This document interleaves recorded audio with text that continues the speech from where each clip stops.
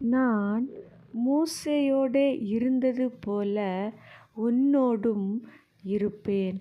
ஆம் பிரியமானவர்களே, தேவன் ஞானிகளை வெட்கப்படுத்தும்படிக்கு உலகில் பைத்தியமானவைகளை தெரிந்தெடுக்கிறார்.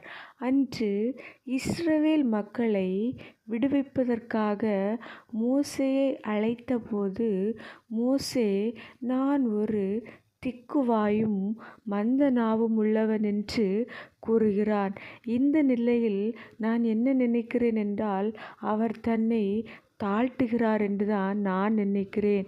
ஆம், அப்போது கூட அவரோடும் எல்லா காரியங்களிலும் இருந்து அவரை கொண்டு அதிசயங்களை செய்து இஸ்ரவேல் மக்களை வழிநடத்தி கொண்டு வருகிறார்.